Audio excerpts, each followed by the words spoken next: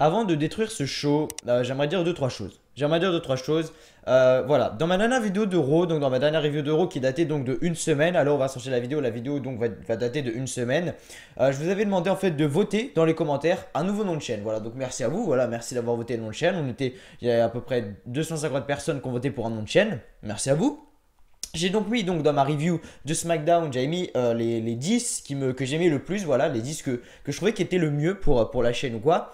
Et donc voilà, il y a eu à peu près 90 votes à peu près, donc voilà. Du coup, ce que j'ai fait, c'est que dans la liste des 10, j'ai pris tout simplement les 3 meilleurs, voilà, j'ai pris les 3 meilleurs. Et ce que j'ai fait, c'est que j'ai mis sur Twitter, donc un nom de chaîne avait gagné tout simplement.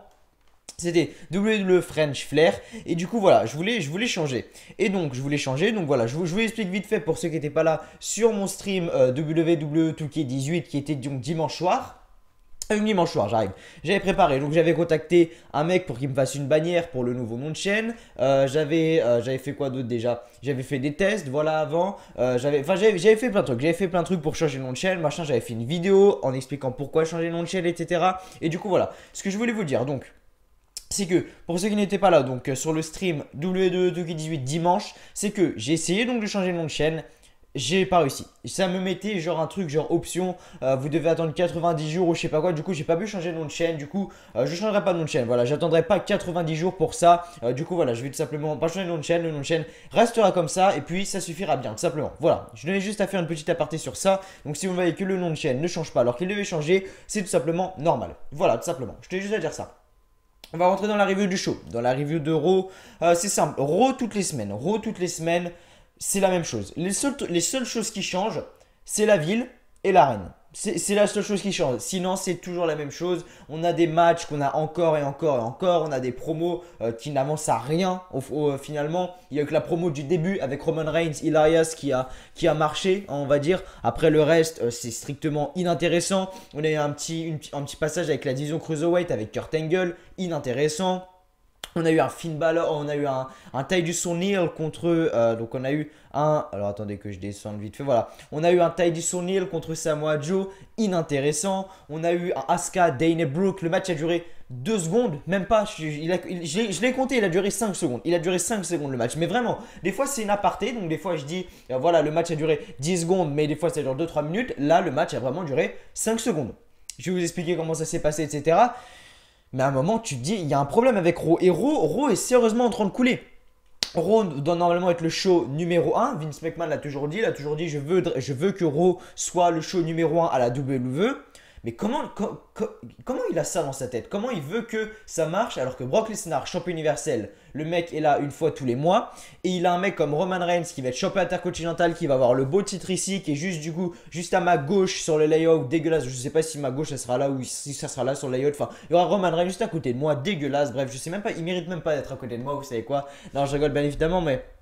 Voilà, un Roman Reigns qui va jamais défendre son titre. Et souvenez-vous quand il était champion US, combien de fois il a défendu ce titre sérieusement? Il a peut-être défendu 2 fois. Il va avoir le beau titre intercontinental sur sa poitrine gauche jusqu'à Mania 34 pour faire gagner donc Roman Reigns et avoir le championnat universel, le championnat intercontinental à WrestleMania 34. Pour moi, c'est ce qui va se passer. Pour moi, c'est ce qui va se passer. Il va pas gagner le Rumble. Il va pas gagner le Rumble pour affronter Brock Lesnar. Il va gagner l'Elimination Chamber. Il va pas gagner le Rumble. Pour moi, je vois Shinsuke Nakamura gagner le Rumble, pardon. Mais le mec va gagner l'Elimination Chamber pour du coup se qualifier à WrestleMania 34. C'est ce qui va arriver malheureusement, mais c'est ce qui va arriver. Mais j'annonce les choses. On verra ce qui va se passer. Si ça arrive pas, j'espère que ça arrivera pas. Mais vous, je pense que vous voudrez que ça arrive. Mais moi, j'espère que ça arrivera pas. Roman Reigns de toute façon ne mérite pas d'être dans le positionnement où il est. Bref, Elias était une très bonne chose à faire. On va tout de suite rentrer dans la review du show parce que j'ai rien à dire. Chaque semaine, c'est la même chose. Il n'y a rien qui change. C'est la même chose, la même chose, la même chose, la même chose. Il n'y a rien qui change de toute manière. Ça avance pas. Clairement, ça avance pas. C'est, voilà, comme je l'ai dit, c'est toujours la même chose. Et j'attends vraiment SmackDown là ce soir. J'espère que vraiment SmackDown va être beaucoup mieux parce que Raw en ce moment est en train de chuter. Voilà, Raw est en train de couler et SmackDown est en train de topper, si je peux dire ça comme ça. Mais voilà, Raw est en train de couler et SmackDown est en train de monter. Raw, ce soir, en direct de Knoxville dans le Tennessee. Nous étions le 27 novembre. Je fais donc la review le lendemain. Donc le 28 novembre, elle sortira donc le 28 novembre également sur la chaîne s'il n'y a pas de problème. Bref. Roman Reigns, on commence le show avec Roman Reigns qui arrive sur le ring. Donc comme d'habitude, une petite promo, on sait très bien que les promos et Roman Reigns, c'est pas son fort, hein, bien évidemment. Donc il dit que c'est son jardin, comme d'habitude, this is my yard now, qu'il aime son titre et qu'il va le défendre. Il l'a défendu ce soir. Attendez de voir à la prochaine fois qu'il va défendre son titre. Parce que c'est un entre guillemets Open Challenge. Regardez qui était sur le tableau. C'était Cedric Alexander qui était juste en dessous Elias pour affronter Roman Reigns. Si en plus on lui donne des jobbers, comment tu veux augmenter sa crédibilité en plus? Bref. Donc il dit que les règles sont simples, il faut venir le chercher. Ok, c'est le but d'un titre. La musique ensuite du Miz commence, sauf que Kurt Saxel et Bo Dallas arrivent. Voilà, Kurt Saxel et Bo Dallas arrivent sur le ring et donc c'est le Miz Tourage du coup qui arrive sans le Miz. Le Miz n'était pas là et ils disent que ils ne sont pas en position de faire justice, mais ils connaissent quelqu'un qui peut le faire. Voilà que Elias arrive sur le ring et il dit qu'il va chanter plus tard ce soir. Bref, tout ça pour nous dire que ce soir on aura Elias contre Roman Reigns pour le championnat intercontinental. Rien de spécial ici. Ensuite, Roman Reigns du coup, enfin Elias, tout ça, ils partent, Roman Reigns part et en même temps sur le chemin du coup de son, quand il allait rentrer dans les backstage, la musique de Seth Rollins arrive, ils se font un petit point comme ça, Shield contre Shield et du coup Seth Rollins aura juste un match, ça nous donne juste un match après contre Cesaro. On a le match depuis SummerSlam, avant SummerSlam même parce que ils étaient même pas construits avant SummerSlam. Donc on a des matchs depuis SummerSlam. SummerSlam qui donc ça fait août, septembre, octobre, novembre. Ça fait 4 mois qu'on se tape les mêmes matchs. Tout va bien. Bon, ça fait 4 mois qu'ils ont toujours pas changé les stipulations du match. Bon, tout va bien la WWE. Bref, le match était bof. Voilà. Enfin, en même temps, c'est comme je l'ai dit dans ma dernière review. Tu peux plus dire qu'un match est bon quand tu l'as vu 15 fois. C'est comme un film. La première fois que tu vas le voir, tu vas dire waouh, il va être excellent. La deuxième fois, tu vas dire ah ouais, je me souviens, il était vraiment bien. La troisième fois, tu vas dire ouais, bah c'était un bon film. La quatrième fois, tu vas dire ouais, bah c'est chiant maintenant, c'est toujours la même chose. Et là, c'est pareil, c'est la même chose. C'est comme tu regardes un film, c'est pareil. C'est toujours la même chose. Bref. À la fin du combat, donc les deux s'échangent des coups et Seth Rollins le surprend avec son coup de genou, voilà, pour le compte de 3. Bon, qu'est-ce que vous voulez que je vous dise? C'est toujours la même chose. Donc le gagnant est Seth Rollins. Après le combat, on a Charlie Caruso qui demande si les membres du Shield vont dans de différentes directions. Donc comme d'habitude, Rollins essoufflé d'après son match, quelque chose que je n'aime pas d'ailleurs ça. Le mec, bref, je vais pas blader pendant 20 ans sur ça. Donc il dit que... Enfin, non, en gros, Charlie Caruso demande si, en gros, le Shield ne sont pas en train de s'éloigner vu que Dean Ambrose n'est pas là ce soir et que Roman Reigns est le champion intercontinental. Seth Rollins dit que non, c'est normal parce que Roman Reigns est champion intercontinental. Donc, il fait ses trucs de son côté et Dean Ambrose ce soir est en lune de miel avec Renee Young, apparemment. Donc, du coup, voilà pourquoi ils ne sont plus ensemble. Donc ensuite, de retour, on a les Cruiserweight qui sont devant Kurt Angle. Waouh, ça fait tout de suite la crédibilité devant le patron, enfin le patron, entre guillemets. Donc Rich Swann dit que le Zo Train, non dinosaure comme d'habitude, perd le contrôle. Cedric Alexander dit qu'ils veulent seulement une chance pour le titre. Kurt Angle dit qu'il avait mis la division Cruiserweight de côté. Avec le problème de Triple H, c'est le moment d'agir pour Enzo. Ce soir, nous aurons donc un Fatal 4-Way match. La semaine prochaine, un autre Fatal 4-Way match. Et les gagnants vont s'affronter pour savoir qui aura un combat contre Enzo pour le titre. Donc déjà, pendant 2 semaines, on va se taper des matchs de la division Cruiserweight qui ne servent à rien et qui vont nous faire chier. De retour sur le ring, donc, enfin de retour, on a tout simplement Titus O'Neil qui est sur le ring, accompagné de Apollo Crews, et donc on a un match entre Titus O'Neil, et Samoa Joe. Jusque là tout va bien. Le match commence, jusque là on va dire que tout va bien également. Titus O'Neil se jette, on a eu 2-3 coups, 2-3 prises, coquina clutch, abandon terminé. Voilà le match typique du match ennuyant. Même Samoa Joe, mais comment il fait le mec? Comment il fait pour supporter ça? Avant, quand il était en feud avec Brock Lesnar, tout ça, quand il était en feud avec Braun Strowman et tout, le mec il faisait des matchs de malade. Là il est contre Titus O'Neil et Apollo Crews, il fait des matchs de 30 secondes. Comment? Après bon, il a son billet à la fin du mois. C'est son boulot en même temps. Mais il doit se faire chier. Enfin, je sais pas. Moi, je serais à sa place, clairement. Je dirais à Vince, mais je mérite Titus O'Neil et Apollo Crews, sérieusement. Les mecs vont se faire virer dans 2 mois. Apollo Crews et Titus O'Neil, on sait très bien qu'ils vont se faire virer dans 2 mois parce que la WWE n'ont aucun plan avec eux. Donc pourquoi faire ça? J'en sais rien du tout. Bref. Donc après le combat, Apollo Crews monte sur le ring, Samoa Joe coquina clutch. Voilà, là il n'a pas cherché à comprendre Samoa Joe coquina clutch. Rien d'intéressant ici. Voilà, lassant, toujours la même chose, toujours la même chose, toujours la même chose. Chiant, chiant, chiant et chiant. SmackDown ce soir. Allez SmackDown, je compte sur vous. De retour, donc on présente une vidéo sur le retour de Paige la semaine dernière avec son clan, bref, on s'en fout. Sasha Banks donc arrive sur le ring et donc attend ses partenaires. Donc on a la musique de Bayley qui commence à retentir. Donc Sasha Banks arrive sur le ring en première. On a la musique de Bayley qui commence à retentir, sauf que personne n'arrive. Voilà, personne n'arrive. Ensuite, la musique s'arrête et donc c'est la musique de Paige qui retentit. Elle arrive avec Mandy Rose et Sonya Deville. Et donc ce qui se passe c'est que ensuite Paige dit bah Sasha elles sont où Bayley et Mickey? Sasha regarde comme ça et dit bah l'air de dire bah j'en sais rien quoi. Et Paige a dit bah regarde. Et donc là on a une vidéo sur le Titantron. Donc on a Mickie James qui est par terre attaqué. Il y a un arbitre qui arrive. Tout simplement bah voilà ils ont été attaqués par Paige, Sonya Deville et Mandy Rose. Enfin c'est une supposition. Après peut-être que c'est pas ça. Mais moi je pense que c'est ça. Et après on voit Bayley justement qui s'est fait du coup elle aussi attaquer à l'épaule. Donc là rien de spécial. Et donc ensuite, donc Paige ensuite monte sur le tablier devant Sasha Banks avec son clan du nom Absolution, voilà. On dirait un nom de compote, enfin je sais pas, c'est bref. On va pas parler de ça pendant 20 ans. Déjà juste les équipes, le Mist to Rage, tu vois, le Mist to Rage, ça c'est stylé. Absolution. Non, je kiffe pas, bref. Donc elle nous présente Sonya Deville et Mandy Rose. Bien de nous présenter parce qu'on les a jamais vus à NXT, donc bien vu de nous les présenter. C'est comme si demain on vous présente deux personnes, vous les connaissez pas, c'est bien de faire la présentation. Alors que les meufs sont déjà dans le main roster, alors qu'il y en a des meufs à NXT qui galèrent comme Ember Moon, Nikki Cross, Billie Kay, des meufs comme ça qui sont à NXT et qui galèrent. Et comme ça, Mandy Rose, Sonya Deville, on les a vus 2 fois à NXT, à peine, et elles sont là. Bon, tout va bien. Bref. Donc Paige voilà commence à promo machin Sasha Banks droite et donc du coup Mandy Rose Sonya Deville commence à attaquer du coup Sasha Banks. Ensuite Paige lui fait son Rampage. Rien intéressant jusqu'ici. Honnêtement j'ai pas envie. C'est quand je vois des shows comme ça. Ça me donne même pas envie de faire de review. Mais voilà je suis bien obligé bien évidemment pour la chaîne. Mais ça me donne pas envie clairement de faire des vidéos comme ça parce que c'est... Même pour vous, ça doit être chiant que je répète chaque semaine la même chose, les mêmes matchs. Il y a que les reviews de SmackDown qui sont intéressantes à regarder parce que SmackDown, ça change. Chaque semaine, on a de la nouveauté à SmackDown. À Raw, ils ont une demi-heure ou 1 heure de plus. À Raw, ils arrivent même pas à nous faire des trucs nouveaux. Alors que SmackDown ont une durée plus limitée, ils arrivent à nous faire des trucs innovants. Je serais booker à la WWE, je ferais tellement les choses autrement. Si vous savez à quel point Paige déjà ne serait jamais heel, voilà, elle serait face, baby face à fond. Mandy Rose, Sonya Deville retourner à NXT, voilà. Je bookerais tellement les choses autrement.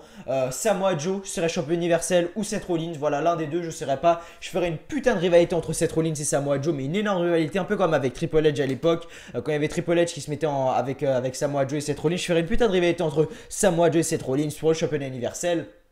Je ferai un truc genre en mode Elias, Bray Wyatt, Braun Strowman pour le titre intercontinental. Enfin, je bouquerais tellement les choses autrement. Alexa Bliss ne serait jamais championne d'Euro. Nia Jax serait championne d'Euro. Enfin, je bouquerais tellement les choses s'il était à la place de la WWE. Bref.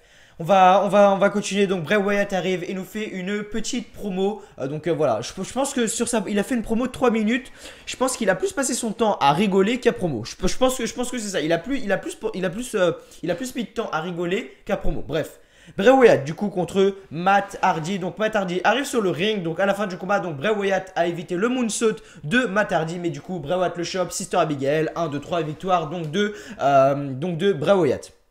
C'était très intéressant à la fin. Parce que Matt Hardy se retrouve seul ensuite sur le ring. Donc Bray Wyatt gagne son match et part. Il se met dans le coin comme ça. Et là il commence à gueuler delete. Et commence à faire ça. Donc la Broken Gimmick, pour ceux qui ne la connaissent pas, la Broken Gimmick. Donc je pense que la WWE sont en cours d'avoir les droits de la TNA de la Broken Gimmick et que la Broken Gimmick est en train d'arriver. Je pense que c'est ça qui se passe. Je pense que c'est ça qui se passe à la WWE en ce moment. Et Matt Hardy, je pense que dans les prochaines semaines, voire dans les prochains mois peut-être, va avoir sa Broken Gimmick. S'il a sa Broken Gimmick avant décembre, moi je demanderai un plus. Juste hâte de voir ça. Bref. On a donc une qualification pour le match Cruiserweight de la semaine prochaine. Rien d'intéressant, Akira Tozawa, Aria Daivari, je sais même pas c'est qui, Rich One contre Noam Dar, Rich One fait son magnifique Phoenix Splash, ça par contre il n'y a rien à dire, il est magnifique son Phoenix Splash sur Noam Dar pour la victoire, donc le gagnant est simplement Rich One qui donc affrontera la personne qui avait gagné la semaine prochaine pour simplement après affronter Enzo Amore, bref tout le monde s'en fout de la vidéo Cruiserweight comme vous le savez. De retour, Elias est de retour sur le ring. Elias commence à chanter il commence à chanter avec le mistourage. Et donc on voit Kurt Sexel qui est avec un micro comme ça, on voit Bo Dallas qui est avec un espèce de xylophone, enfin moment vraiment drôle, n'hésitez pas à aller voir cette partie du show, c'était vraiment le plus drôle on va dire. Et Elias dit à tout le monde de prendre sa place lorsqu'on va voir Reigns marcher avec lui. Reigns donc arrive sur le ring, donc on a le match, donc le match intercontinental, donc un contrat donc entre Elias et Roman Reigns, très gros match, on voit sérieusement que Elias s'est vraiment donné à fond dans ce match. Certes, je sais que c'est scénarisé, on sait déjà qui va gagner à l'avance, voilà, vous n'allez pas apprendre les choses, je le sais très bien, mais voilà, ça se voyait que il voulait montrer qu'il pouvait prouver quelque chose dans le main roster, il l'a fait. Elias personnellement m'a convaincu, donc bravo à lui. Roman Reigns, bon, il est toujours là en mode, voilà, je m'en fous. De toute façon, ça ne change pas de Roman Reigns, bien évidemment. Bref, à la fin du combat, donc Elias, vraiment très gros match, très gros match, vraiment bravo aux deux hommes, franchement, très beau match. Elias donc a frappé Reigns et veut comment je pourrais expliquer, le charger, voilà. Mais Roman Reigns le bloque avec un magnifique Superman Punch pour tenter de le tomber. Mais Elias résiste à deux et Roman Reigns se lance en spear. Mais Elias lui met un énorme coup de genou dans la gueule avec son genou et se lance dans les cordes. Mais Roman Reigns le bloque avec un magnifique spear pour le compte de 3. Encore une fois, Roman Reigns a gagné clean, comme si ça changeait de d'habitude. Bref. Après le combat, Reigns célèbre sur le stage, mais Samoa Joe arrive des coulisses, donc Roman Reigns il est en train de lever sa ceinture comme ça, Samoa Joe arrive, magnifique coquina clutch sur Roman Reigns, peut-être que mes vœux vont peut-être s'avérer, peut-être que Samoa Joe sera le futur champion intercontinental, à voir ce qui va se passer du côté de Raw les prochaines semaines. De retour, on a Asuka qui arrive sur le ring avant le combat. Dana Brooke mentionne qu'elle a regardé leur combat de la semaine dernière encore et elle sait ce qu'il faut pour gagner cette semaine. Donc on a un match entre Asuka et Dana Brooke. Donc le combat commence et Asuka attrape directement le bras de Dana Brooke. Dana Brooke arrive, elle se jette sur Asuka. Asuka lock, elle abandonne. 5 secondes, le match, regardez. 1, 2, 3, 4, 5. Le match a duré cette durée que j'ai dit. Voilà, le match a duré la même chose. Qu'est-ce que vous voulez que Raw soit bon? Sérieusement. Bref. Ça a été intéressant par contre. On va voir ce qui va se passer.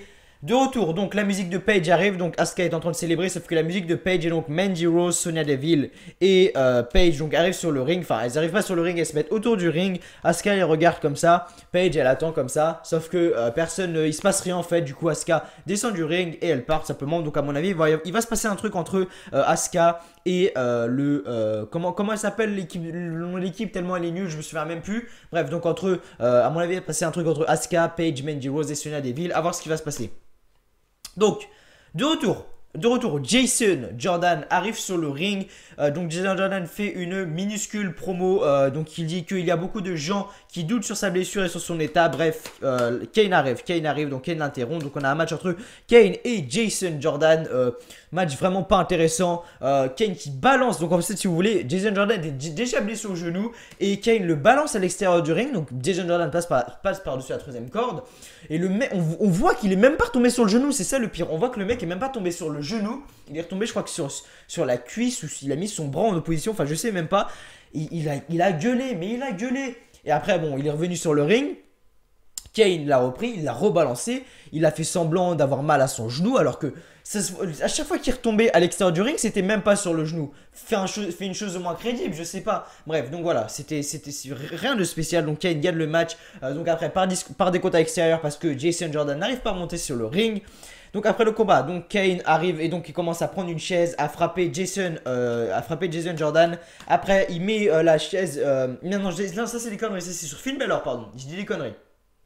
Et donc je dis des conneries. Ensuite on a un match entre Finn Balor arrive après Jason Jordan contre Finn Balor arrive après le match Jason Jordan contre Kane. Finn Balor donc arrive et donc voilà, le match était pas ouf parce que ça a pas duré très longtemps. Donc Kane a pris une chaise, voilà, il a commencé à frapper Finn Balor avec, il a commencé à le mettre autour du cou, il allait sauter sur la chaise sur Finn Balor et ça doit tuer en vrai, ça doit couper la respiration mon pote. Mais Braun Strowman est arrivé, ça a commencé à partir en couille, Braun Strowman a pris des chaises, c'était un combat de chaises. Braun Strowman a fait un magnifique running power slam sur l'escalier, donc voilà. À voir ce que ça va donner, ça commence à devenir intéressant cette rivalité entre Kane et Braun Strowman, même si quand il y a deux géants qui sont en même temps sur un ring, etc., ça m'intéresse pas trop. On va voir ce que ça va donner. Clairement, on va voir ce que ça va donner. Ça peut, je pense, donner de très bonnes choses dans les prochains jours, voire dans les prochaines semaines. Et du coup, on voit tout simplement donc le show se termine avec Braun Strowman qui regarde Kane fuir. Voilà. Donc, résumé du show. Si je devais noter ce show sur 20 ou sur 10, donc je mettrais un 4, voilà, un 4 sur 10 et donc un 8 sur 20 parce que le show était vraiment pas ouf. Je pense que si vous l'avez regardé, je pense aussi, n'hésitez pas à me donner votre avis dans les commentaires également. N'hésitez pas à me donner votre avis dans les commentaires pour savoir si vous avez aimé, voilà, bien évidemment le show, etc. Moi, j'ai pas du tout kiffé, c'était ennuyant à mourir, bref. On va en reparler du coup la semaine prochaine, donc demain, review donc de SmackDown Live. J'espère juste que SmackDown Live ce soir sera 10 fois meilleur que Raw. Donc voilà, c'était WWE en français. Moi je vous dis du coup à demain pour une review de SmackDown Live qui j'espère sera vraiment meilleure. Du coup voilà, j'espère que SmackDown sera vraiment meilleur. Bref, à demain, salut à tous.